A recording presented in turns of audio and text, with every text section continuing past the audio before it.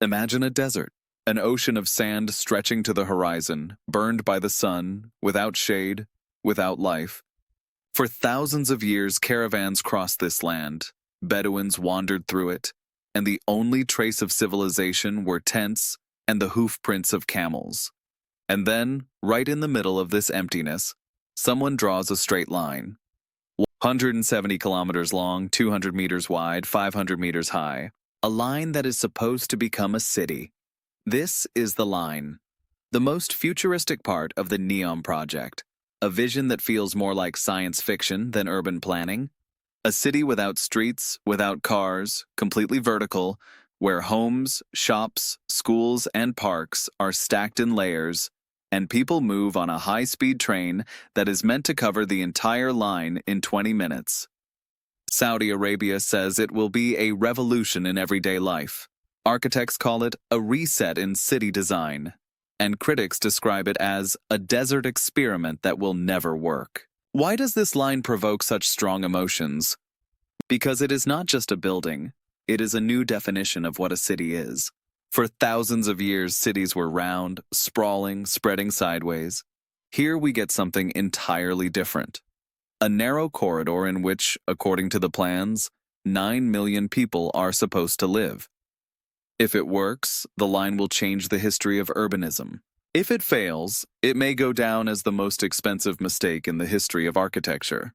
For the Saudi authorities, the line is a symbol. Just as the Burj Khalifa became the emblem of Dubai, the line is meant to be the icon of a new Saudi Arabia. A state moving beyond oil and looking for its future in technology. It is not just a construction project, but a political statement. We can do something no one has ever done. But for an ordinary person, the questions are simpler. What does everyday life look like in such a place? Can you really live in a corridor where everything is meant to be within 5 minutes reach? Will people feel at home in a city that looks more like a computer render than reality? Abdul Rahman, a young student from Tabuk, speaks about the line with pride. This will be our legacy. Just as the pyramids once showed what people could build, this line will show the world we can create something timeless. Aisha sees it differently.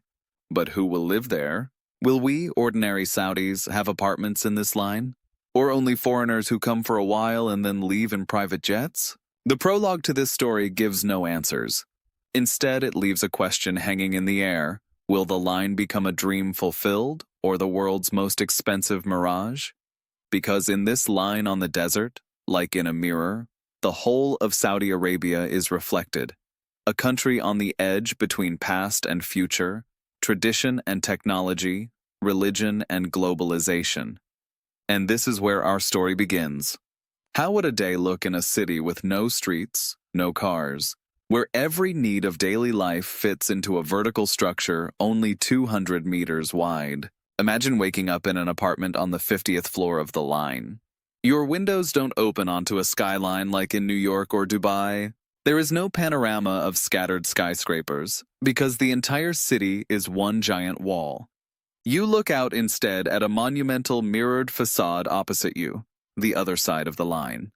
Between the two walls, in a gap 200 meters wide, stretches a narrow strip of green, vertical gardens, parks, and walkways. That is your courtyard. You take the lift down.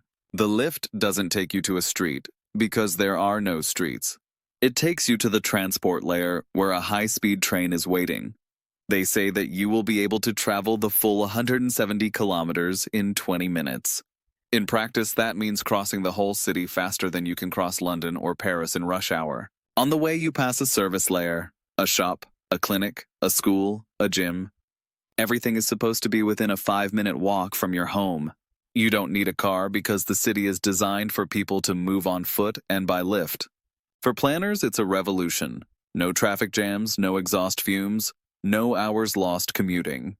But everyday life isn't just transport and shopping, it is also work. In the line, workspaces are meant to be scattered throughout the structure, mixing offices and homes. Imagine you work in a tech startup. Your office is 5 floors below your flat. In the morning, you don't sit in traffic or wait for a bus. You simply take the lift down, walk past a cafe, and you're there. At lunch, you walk to a garden that isn't a garden in the traditional sense. It is a vertical green space running the length of the city, with a climate controlled by machines. In theory, even in the middle of the desert, it is meant to feel cool and green. In the evening, you meet friends. Not in a bar on a street corner, there are no streets, but in a shared space. A futuristic plaza suspended several floors above ground, where holograms blend with plants. This is the new city center.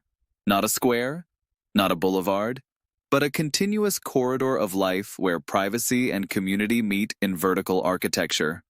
Everyday life in the line is designed, in the words of the Saudi authorities, as a 5-minute utopia.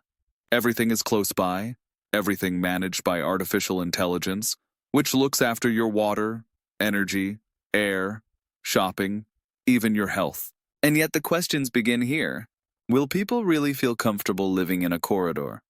Will life without streets, back alleys, small unexpected corners and accidents become monotonous? A traditional city lives off its chaos, market noise, traffic, street musicians, random encounters. The line is supposed to be perfectly ordered.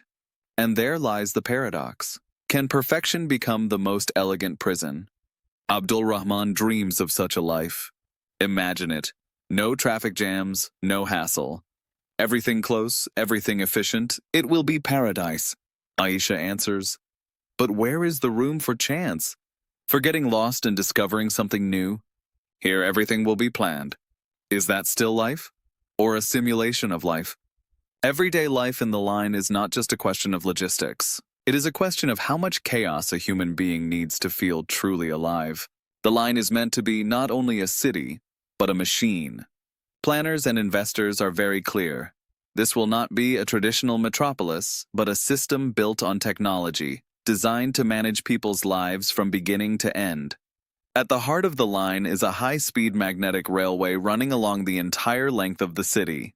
According to the concept, the 170-kilometer journey will take 20 minutes. In practice, that would mean speeds comparable to Japan's Shinkansen, but hidden inside an enclosed corridor. Every resident is meant to live no more than 5 minutes from a station. That means no private cars, no traffic jams, no exhaust fumes. But it also means the end of the street as a place of meeting. Transport becomes fast, efficient, anonymous. Energy for the line is supposed to come entirely from renewable sources. Huge solar farms in the desert, wind turbines along the Red Sea coast, and green hydrogen as a fuel of the future. On paper, the city is climate neutral, zero carbon footprint, zero emission living.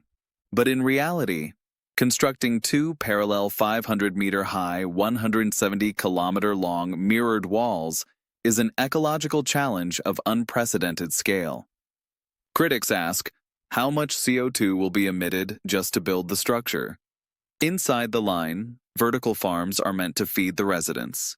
In this vision, lettuce grows beneath your apartment and tomatoes are harvested in gardens suspended dozens of meters above the ground. Artificial intelligence manages irrigation, lighting, and harvests. In theory, the city becomes self-sufficient. No more supermarkets full of imported food. Yet another question appears. Can such a huge population really feed itself from vertical farms, or is this a beautiful marketing story? AI is supposed to be the invisible manager of the city. It will coordinate transport, water supply, energy consumption. It will monitor residents' health, analyze their movements, suggest diets and daily routines. Officials talk about an intelligent system that serves people. Critics talk about a digital big brother. If every decision is tracked, if the city knows when you leave home, when you eat, when you exercise, do you not lose a part of your freedom, even as you gain comfort? The line is therefore a laboratory of infrastructure. On one side, faster transport than Tokyo, cleaner energy than Copenhagen, more high-tech farming than California.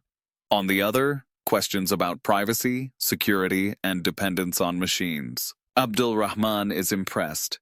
It will be the smartest city in the world. Everything controlled by AI. No traffic, no pollution, no chaos. Aisha replies, but what if the AI fails? What if the system breaks down? In a normal city, you can always find an alternative. In the line, you are completely dependent on machines. Technology in the line is meant to be salvation, but it could just as easily become a trap. In a city that functions as a machine, people will have to ask themselves, who really runs this place, the residents or the algorithms? Saudi Arabia presents the line as the cleanest city in the world. Zero emissions, zero cars, zero smog. In the visuals, the air is crystal clear, the sky permanently blue, the vegetation lush as if we were in Switzerland, not on a desert. But when we step down from the brochure to the ground, the real question appears, is any of this truly possible? The environmental narrative of the line rests on three pillars: renewable energy, green space, and sustainable water. Energy is supposed to come from solar and wind farms plus hydrogen plants. Green spaces are meant to be everywhere, on every level and in every segment. Water, the lifeblood of the project, is supposed to be desalinated from the Red Sea and processed so that millions of people can rely on it. It sounds impressive, but building the line demands millions of tons of concrete and steel, materials whose production is among the most carbon-intensive processes on Earth. The emissions are enormous even before anyone moves in. It's like trying to build an eco-car by first burning half the planet's resources in steelworks. The greenery we see in renders is possible, but depends on massive air conditioning and cooling systems. Keeping grass and vertical farms alive in temperatures above 45 degrees Celsius requires staggering amounts of energy. Yes, the energy is meant to be renewable, but the more complex and dense the city becomes, the greater the risk that its systems will be stretched to the limit. The biggest paradox is water. Saudi Arabia is a country where every source is precious. Desalination is technically possible, but extremely demanding in terms of both energy and ecology. Global reports show that desalination plants produce huge volumes of brine, concentrated salt that returns to the sea and kills life around discharge zones. If Neom needs water for 9 million people, the scale of this brine production could threaten entire Red Sea ecosystems. Abdul Rahman believes it will work.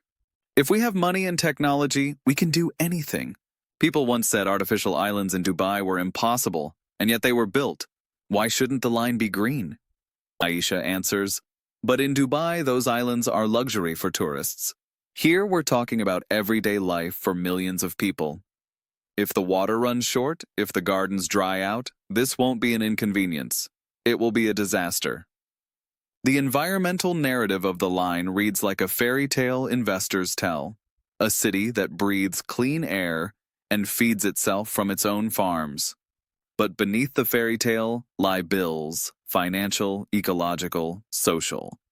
The question is not, can we build a climate-neutral city? But can we build it in a place where nature has always fought humans for every liter of water and every patch of shade? Here we reach the paradox. The line wants to be a future city that solves environmental problems. It may instead become a city that is itself an environmental problem. In the promotional material, the residents of the line look like characters from an Apple advert. Young, smiling, dressed in minimalist clothes, walking on green terraces and gazing at a clear blue sky. But who is actually supposed to live here? This question keeps returning and turns the vision of the line from a futuristic dream into a social experiment. Saudi Arabia claims the line will house around 9 million people, roughly the population of a London or a New York. But the social structure raises doubts from day one. Will the apartments facing vertical gardens really go to ordinary Saudis or to the global elite, executives, tech experts, celebrities who will stay for a season and then fly home on private jets? One thing is certain, the line will need an army of workers. Robots can handle transport, AI can regulate energy and water, but humans will still have to clean, repair, cook, serve, build. In the Gulf, this role has long been filled by migrant workers from Pakistan, India, Bangladesh, and elsewhere. They drive the taxis, pour the concrete, wait tables. Will the line be any different? Will their lives also fit into the 5-minute utopia? Or will they live in dormitories hidden behind the mirrored walls? The idea of living in a corridor raises psychological questions. Traditional cities have squares, streets, suburbs, places where you can get lost, where life spills out unpredictably. In the line, everything is designed. Everyday life becomes a sequence of 5-minute distances: home, work, shop, school. Perfect logistics, but will that turn people into cogs in an immaculate machine? Abdul Rahman imagines it as paradise. We'll live like inside a smartphone, everything at our fingertips, nothing to search for. The city will take care of you at every step. Aisha answers seriously. What if people need to search? To walk down a street they don't know, to meet someone they weren't supposed to meet? Won't the line lock us into a corridor as perfect as a laboratory, and just as lifeless? There is also the cultural conflict. Saudi Arabia wants the line to be global, open to experts from Europe, the Americas, Asia. Yet it remains a deeply conservative country where religion and tradition shape everyday life. Can these worlds coexist in a single corridor? Can liberal Europeans, Indian engineers, young Saudis dreaming of modernity, and older generations who still remember Bedouin tents really live side by side in one narrow space? The line may become a city with no cars, but with invisible walls. Walls between rich and poor, between Saudis and foreigners, between the dream of the future and the reality of daily life. This is not just a question of architecture. It is a question of the human condition. In a 170-kilometer corridor enclosed in mirrored facades, will people find freedom or feel like prisoners in a golden cage? From the very beginning, the line has split opinion. For some, it is a vision so bold it can hardly be real. For others, it is proof that humanity has finally dared to try something radically new.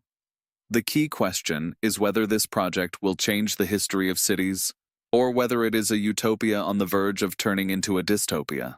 Urban experts look at the line with fascination, but also with distance. It's a reset in how we think about cities, say architects across Europe. Instead of uncontrolled sprawl, we get a precise structure. In theory, it solves everything: congestion, pollution, energy loss. Then they add, but cities are not only about geometry, they are also about chance, chaos, diversity. If you eliminate these, will people still feel at home? Critics are harsher. This isn't a city, it's a laboratory of social engineering, says one researcher in London. Others compare the line to dystopias straight out of Metropolis or Blade Runner. Imagine 9 million people packed into a single corridor. Doesn't that sound like a perfect machine of control? Then comes the political layer. Saudi Arabia wants the line to showcase openness, modernity, global ambition. At the same time, it is still a state that restricts civil liberties and censors public life. Can such a country build a city that is supposed to be an icon of future freedom? Yet alongside all the criticism, hope persists. For many young Saudis, the line is a chance to finally feel that their country is keeping pace with the times. It'll be our Silicon Valley, our Tokyo, our Barcelona in one, says Abdul Rahman. We used to look at Dubai with envy. Now they'll be looking at us. Aisha remains cautious. Are you sure? Dubai attracted tourists, but many Emiratis feel like strangers in their own city. Will we avoid the same fate? Hope and skepticism collide around the world too. Western media sometimes call the line the boldest urban project of the 21st century, sometimes a desert mirage. Commentators in Asia see opportunities for technological cooperation. Others, in India or Africa, ask whether their workers will be just cheap labor behind the mirrors. This is the real paradox of the line. The question is not just whether the linear city can be built. It is whether a society can be built inside it. Without that, even the most beautiful architecture will remain an empty shell. The line is like a huge mirror. Everyone sees something different in it: utopia, dystopia, or a huge opportunity. But one thing is certain: the world cannot look away. Saudi Arabia has already achieved one goal. Everyone is talking about it. The line is not just an architectural project. It is a mirror reflecting the whole of Saudi Arabia, Its dreams and fears, wealth and contradictions, pride and uncertainty. On one side, we see a model city with no smog, no traffic jams, where everything is within a 5-minute walk. On the other, we see a project that could easily become a dystopia, a golden cage in which humans become components of a flawless machine. The line is like a stroke of a pen across the desert, bold, straight, monumental, but also fragile. One crack, one major technological failure, one social breakdown, and the whole vision could collapse. Just as the Tower of Babel was meant to unite people but became a symbol of hubris, the line may become either the icon of the 21st century or its biggest mistake. Yet, regardless of the final outcome, the line has already achieved something important. The world now looks at Saudi Arabia differently, not only through oil, religion, or the desert, but through the lens of the future. Even if that future still exists mainly in renders. Abdul Rahman sees a promise in the line. This will be our legacy, our proof that we can achieve the impossible. Aisha's voice carries unease. And what if it's only an illusion, one that falls apart faster than it was built? Their conversation echoes the global debate between hope and doubt. And in this tension lies the greatest power of the line. Even as it exists only as a mirrored streak on the sand, it already forces us to rethink what a city is and what the future should be. But the line is only the first piece of the puzzle. If it is meant to be the heart of everyday life in Neom, then Oxagon is supposed to be its industrial heart, a floating port and factory of the future. And that is where we will go in the next episode.